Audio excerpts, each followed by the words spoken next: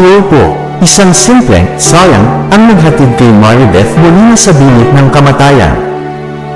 Buelva po uli. Nagulantang ang marami sa viral post ni Maribeth kung saan ibinahagi niya ang kanyang nakakagulat na karanasan matapos kumain ng leftover na ulam na naging sanhi ng kanyang matinding paghihirap.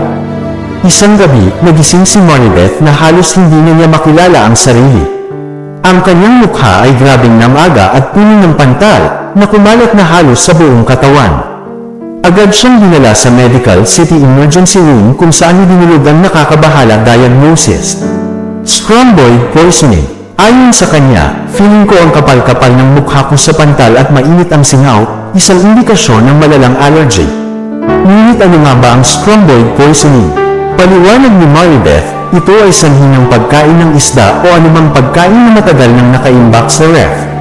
Sa kanyang kaso, isang pirhasong sinasabing tuningan na umabot ng 1 linggo sa refrigerator ang naging ugat ng kanyang matinding paghihirap. Sayang kaya kinain pa, pag-amin niya, na ngayon ay matinding pinagsisisihan. Hindi biro ang food poisoning, lalo na ang scromboid.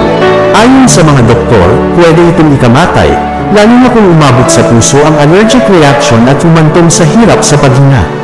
Nagpapasalamat si Maribeth na hindi siya umabot sa ganitong kritikal na sitwasyon, bagamat inabot niya ang paninikip ng bulsa dahil sa gastos sa pagpapagamot, kabilang na ang steroid shot para mawala ang pamamaga at pangangati. Ang kanyang naging karanasan ay matinding babala sa lahat, huwag namang hinayang dahil mas magastos pa kesa magtipid. Payo niya, huwag mong kumain ng mga tirang pagkain na matagal na sa ref. Kung hindi na mauubos, ipamigay na lang sa iba para mapakinabangan, o kung wala na talagang paglagyan, itapon na lang. Ang kalusugan ay higit pa sa anumang sayang. Ingat po palagi. God bless po.